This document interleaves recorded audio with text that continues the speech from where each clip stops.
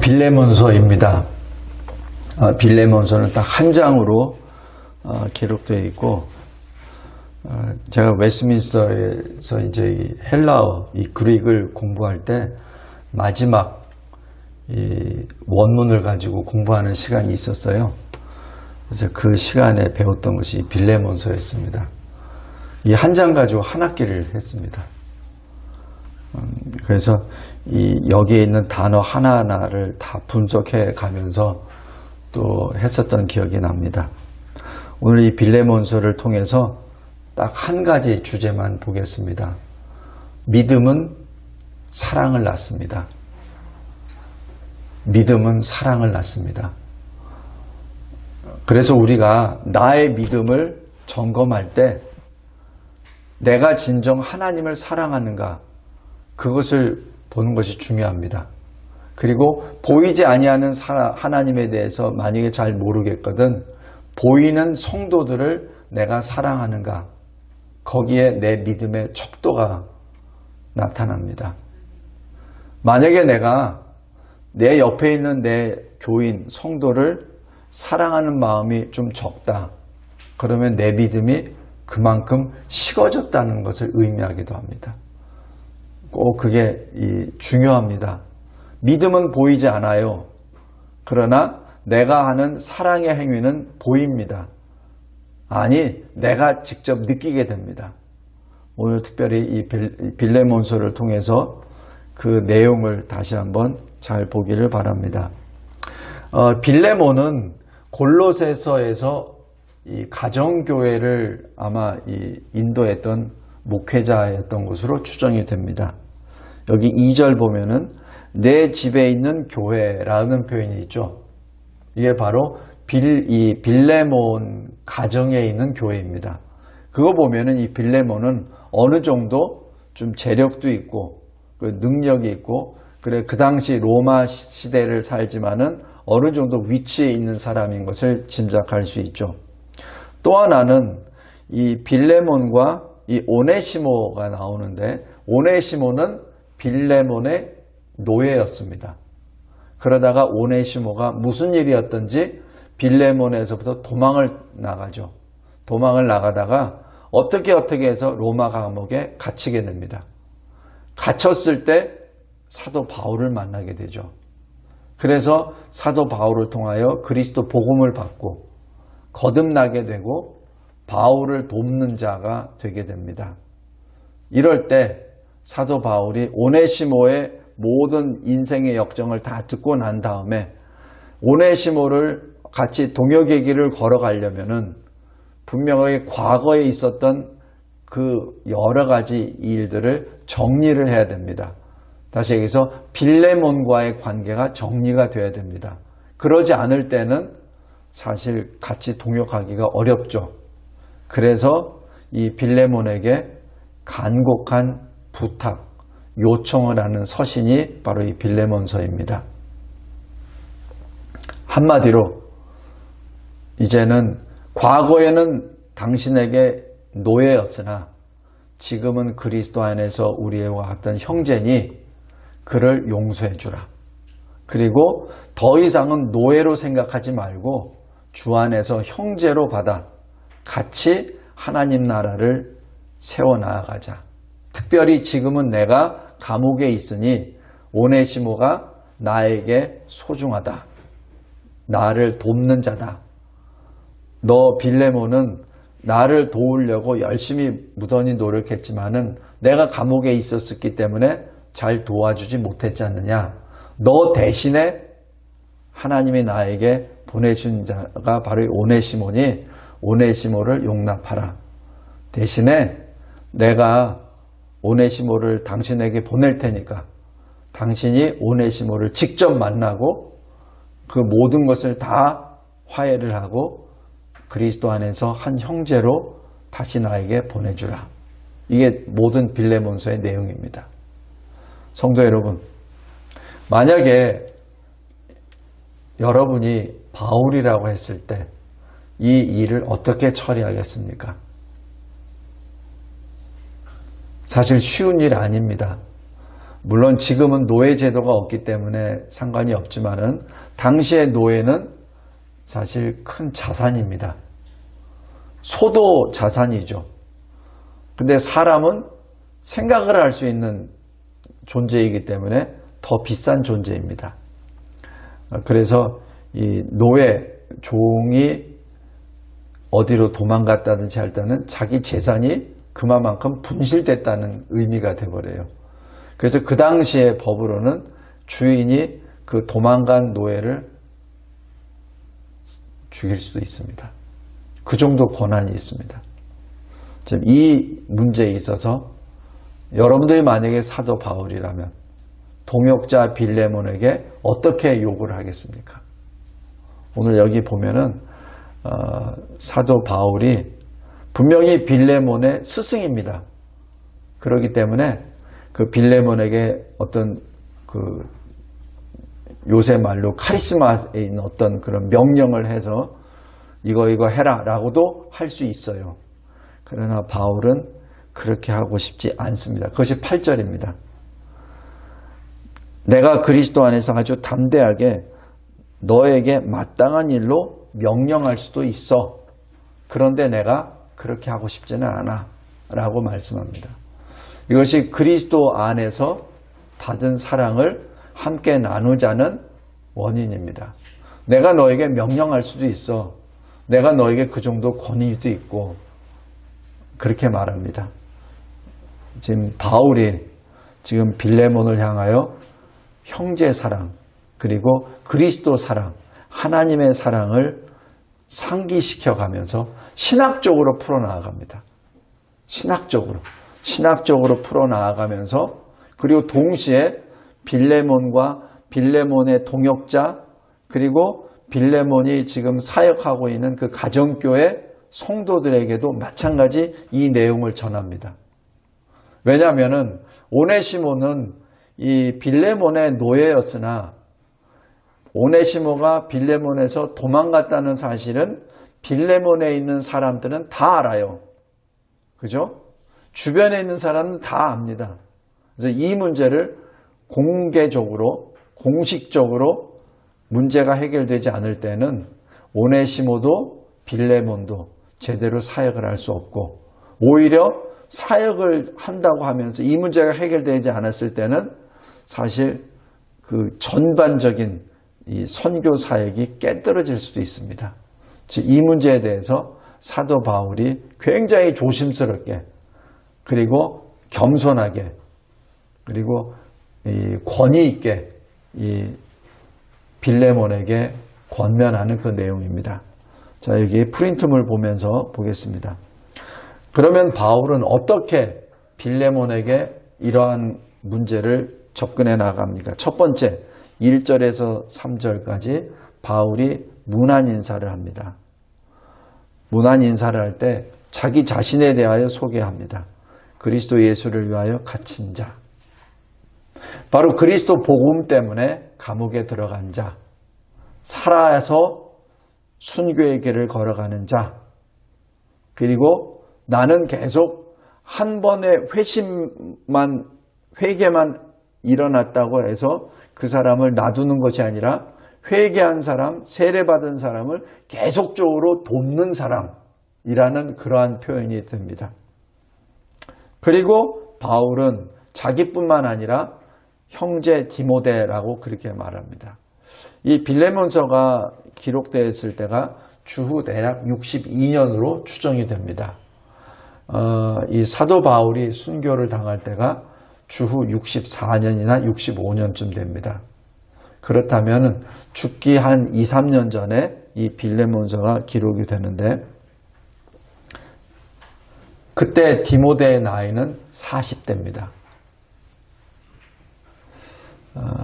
그러다 보니 과거에는 디모데가 젊은 디모데로 나오지만 이 빌레몬서에는 바울의 형제 이렇게 표현합니다. 그리고 빌레몬에 대하여 이렇게 설명합니다. 우리의 사랑을 받는 자. 다시 하여 빌레몬을 동역자라고 불러줍니다. 그리고 빌레몬뿐만 아니라 2절에 자매 아비아, 우리와 함께 병사된 아기뽀, 그리고 당신 집에 있는 그 가정교회, 이렇게 말합니다. 이 아비아 하면은 이 빌레몬과 동역자가 아닌가 생각이 됩니다. 그리고 이 아비아가 기록되어 있는 이유는 아마 이 오네시모가 도망함으로 말미암아 커다란 어떤 이 문책을 받았든지 아니면 손해를 받다든지 어떤 이 영향을 받은 사람이 아닌가 그렇게 추정이 됩니다. 이 아기뽀는 이 골로새 교회의 또 하나의 교육자인데 이 그리스도 복음 때문에 같이 이 고난 중에 있는 주의 군사, 그래서 여기서 빌레몬과 협력 목회를 하고 있는 사람이라고 추정이 됩니다. 그리고 빌레몬 집에 있는 가정교회, 이 가정교회는 교회 내에서 예배와 성례가 이루어지는 교회라고 보면 되겠습니다. 3절에 보면은 여기에 대해서 바울이 가장 먼저 이 빌레몬을 향하여 하나님 아버지와 주 예수 그리스도의 은혜와 평강으로 문안을 인사를 합니다. 그리고 여기 25절에 보면은 마지막 마감 인사도 주 예수 그리스도의 은혜가 너희 심령과 함께 있을지어다라고 합니다. 다시 얘기해서 사도 바울이 이 빌레몬에게 전하는 이 인사 처음과 끝은 바로 하나님의 은혜와 평강입니다. 여기서 참 아이러니한 것은 감옥 안에 있는 사람이 은혜와 평강을 지금 기도합니다. 감옥 밖에 있는 사람이 말을 하면 괜찮은데 감옥 안에 있는 사람이, 고통받고 있는 사람이 은혜와 평강에 대하여 말을 합니다. 이것이 사도 바울의 신앙입니다. 사도 바울은 비록 자기는 감옥에 있으나 그러나 주님으로 말미암아 즐거워한다 라고 하는 그런 고백이 이 하박국 3장 17절 18절의 그 말씀을 기억나게 합니다. 두 번째, 4절부터 7절까지는 이 빌레몬을 생각할 때마다 빌레몬의 믿음과 사랑을 나는 들었습니다 라고 고백합니다. 여기서 믿음과 사랑의 공식이 나옵니다. 믿음이 있습니까? 그렇다면 거기에는 반드시 사랑의 열매가 따라갑니다. 여기 4절부터 5절까지 보면은 주 예수와 성도에 대한 당신의 사랑과 믿음입니다. 이게 사랑과 믿음은 같이 따라다닙니다. 같이 움직입니다. 나는 믿음이 있는데 사랑이 부족하다. 그것은 뭔가가 잘못된 겁니다. 제가 이 어떤 그 신학을 공부하면서 말씀으로 돌아가야 된다, 개혁해야 된다 하는 그런 신학을 주장하는 분들의 일부는 신학은 온전한데 실천함이 약하다. 그리고 사랑이 좀 그렇게 뜨겁지 않다라는 표현을 제가 좀 듣습니다. 처음에는 그것을 잘 이해를 못했는데 지금 이게 목회를 이렇게 좀 하다 보니까 이게 믿음과 사랑은 같이 가는 거지 따로 국밥이 아니라는 얘기입니다. 그래서 믿음이 강한 사람은 사랑이 강할 수밖에 없어요. 근데 사랑이 약한데 신학적으로 강해. 그거는 뭔가 불균형입니다. 그것이 자칫 잘못하면은 바리새파적인 신학 접근이 돼버립니다. 그렇지 않습니다. 믿음이 강하다면 사랑이 마찬가지 뜨거워야 됩니다. 그 사랑은 하나님 사랑, 이웃 사랑, 다시 얘기해서 성도 교인 사랑이 되죠. 바로 들어갑니다. 성도가 교인이 누가 괴로워합니다. 그러면 같이 괴로워할 줄 알아야 돼요. 내가 안 아프니까 하면서 내가 내 눈에 안 보이니까 라고 해서 그걸 남의 일 생각으로 하면 안 됩니다. 그것은 그 사람의 믿음의 적신호입니다. 만약에 성도가 옆에 있는 성도가 괴로워하는데 그 괴로움이 나의 괴로움이 되지 않는다면 그거는 진정으로 믿음의 적신호입니다. 여기 5절이 그겁니다. 주 예수와 모든 성도에 대한 당신의 사랑과 믿음이 있음을 내가 들었다라고 얘기합니다. 그것이 사도 바울이 빌레몬을 향하여 빌레몬을 기도하며 기억할 때마다 하나님께 감사한 이유입니다.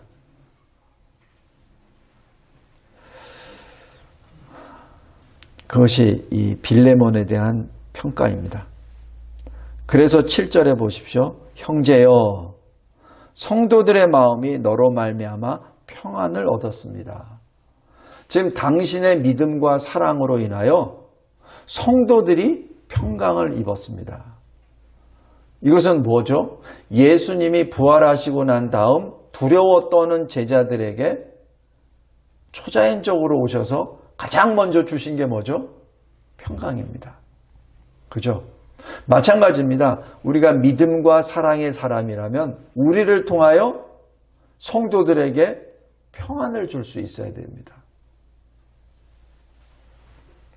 그래서 7절 후반부에 빌레몬 당신의 사랑으로 인하여 내가 위로를 받고 내가 기쁨을 받았습니다.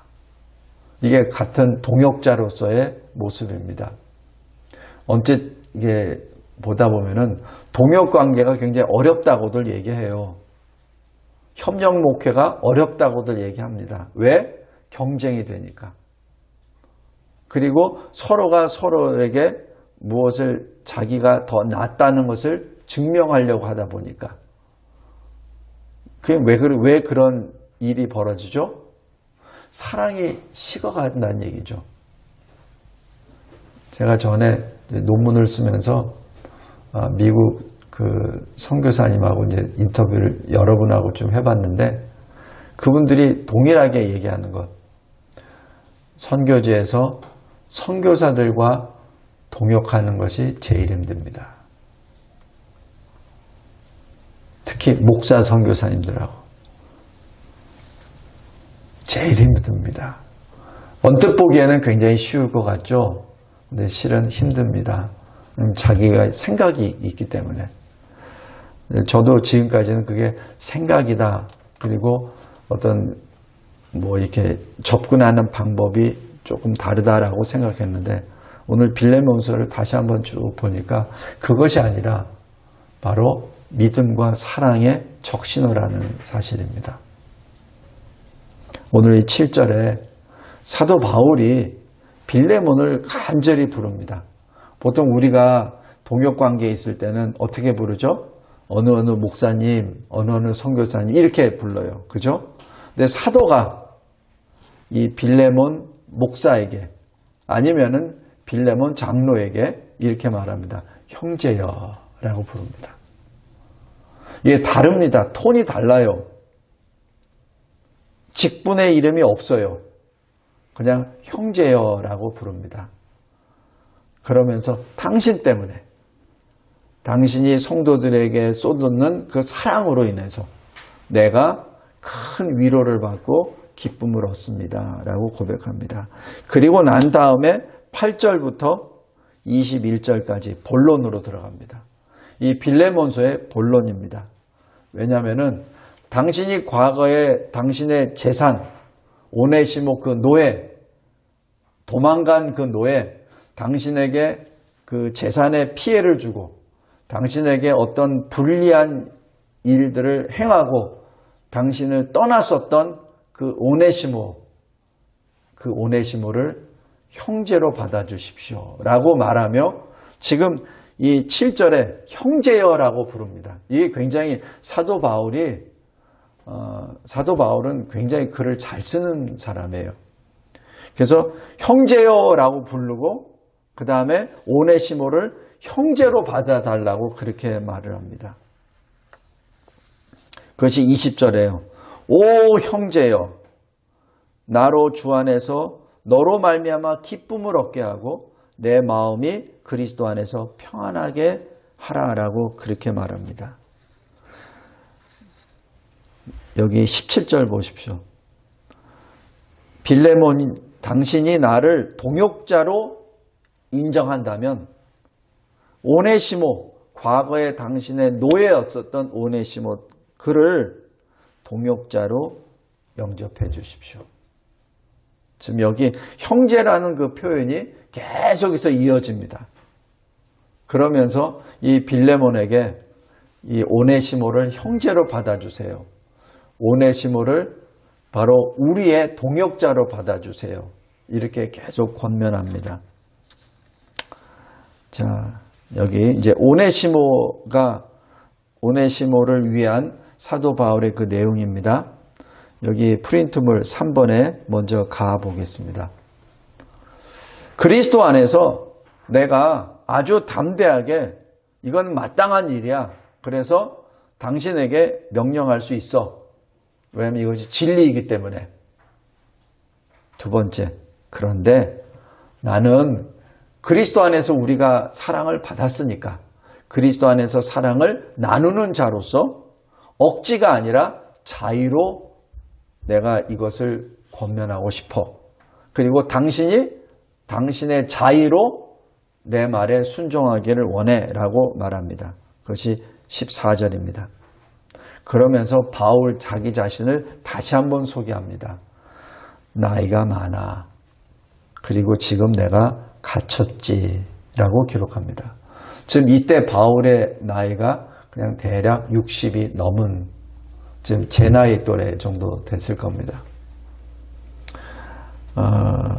그리고 네 번째, 그런데 말이야, 내가 이 감옥에서 내 믿음의 아들을 내가 얻었어. 그리스도 안에서 새로운 피조물이 된 내 아들, 바로 그가 나의 신복이야 라고 12절에 나옵니다. 여기 신복이라는 이 헬라어 원어로 하면은 창자입니다. 왜 우리가 애 끊는다 그러잖아요. 굉장히 아플 때, 고통스러울 때 창자가 끊어지는 듯 마찬가지입니다. 이 오네시모는 나에게 창자와 같은 존재야. 그래서 이 창자가 끊어지면 나에게 큰 고통이고, 창자가 없을 때는 소화 기능이 안 되죠. 그러니까 그만큼 나에게 중요한 사람이야 라고 말합니다. 그리고 다섯 번째, 이 오네시모가 어떻게 새로운 피조물이 되었냐면, 전에는 당신에게 무익했었지. 아니, 무익이 아니라 오히려 해가 됐었지. 그런데 이제는 새롭게 변화가 되어 나 바울과 당신 빌레몬에게 유익한 존재가 되었어 라고 이 설명을 합니다. 여섯 번째, 그러니까 12절에 당신에게 오네시모를 돌려보낼 테니 용서해줘.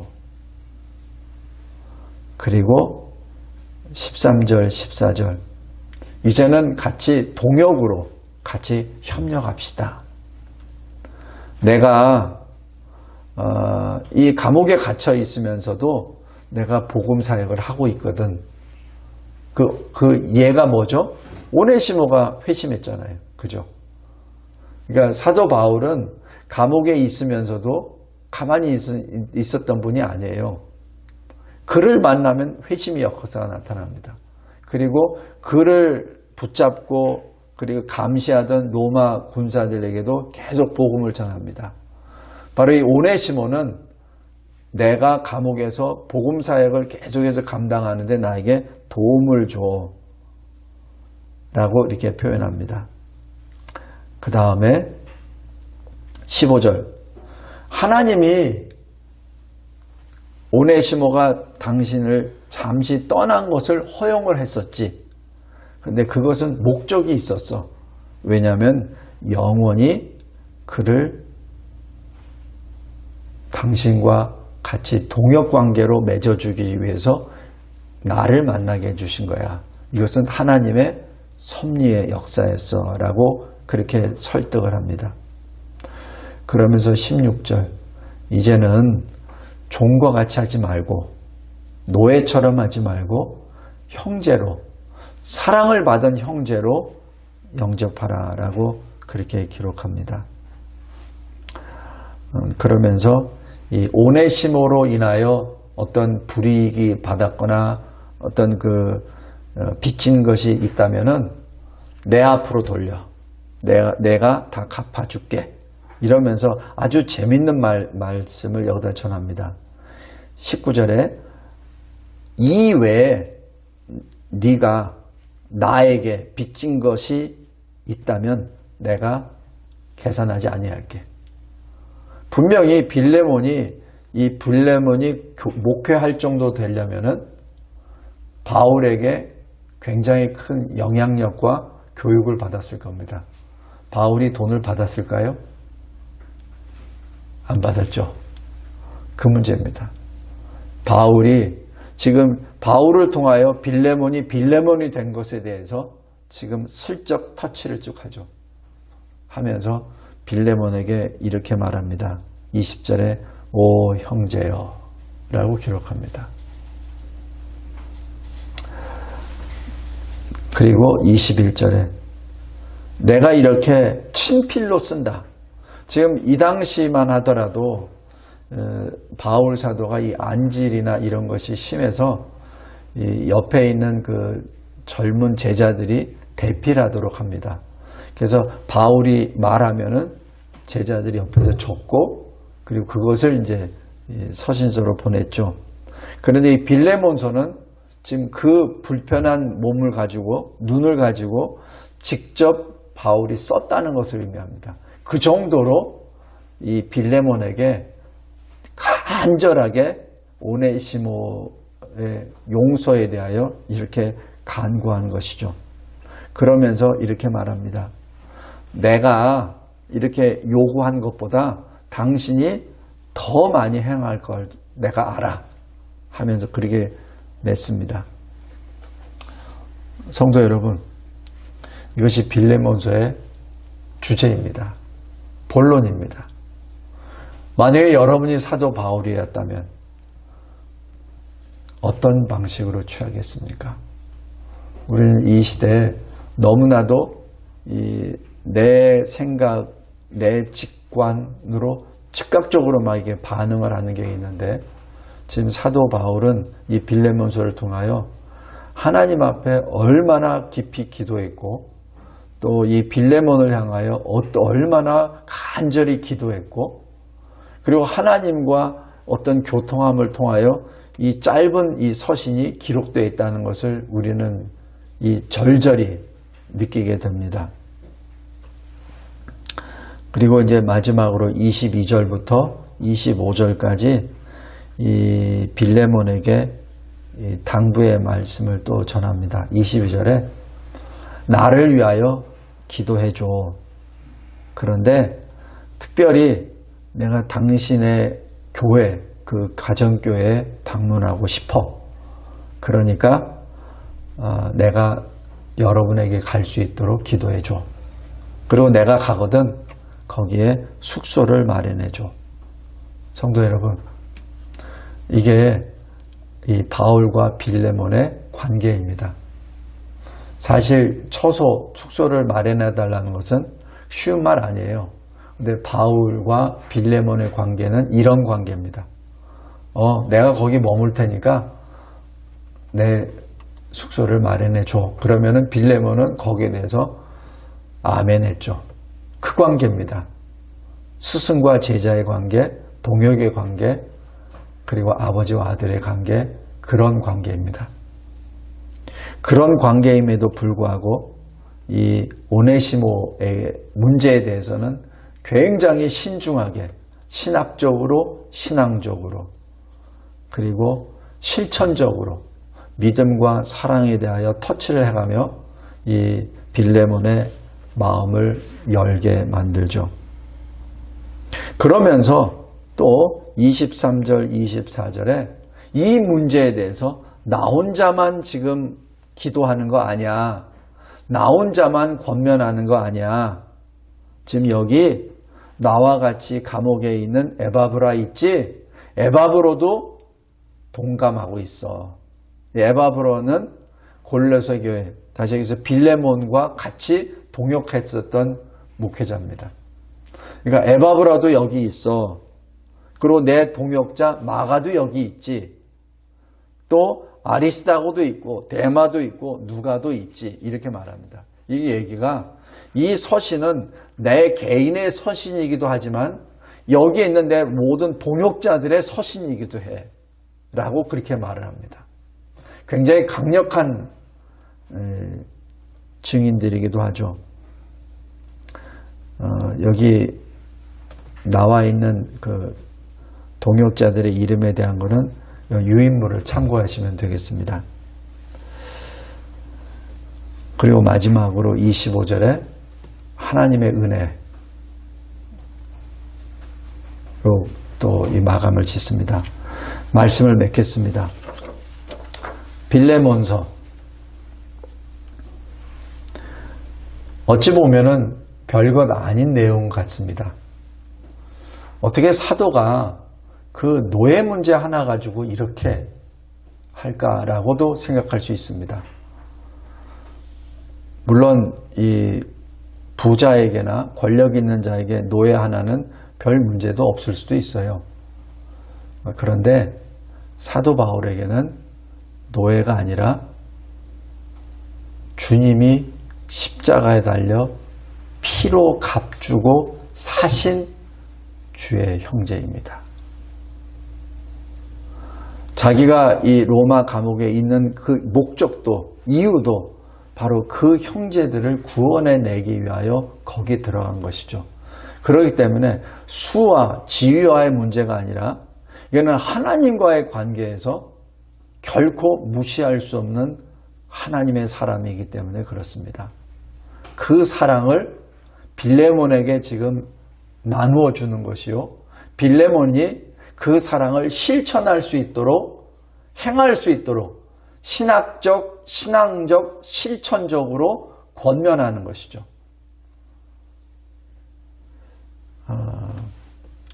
빌레몬서 읽으면 읽을 때마다 바울의 마음을 보는 것 같습니다.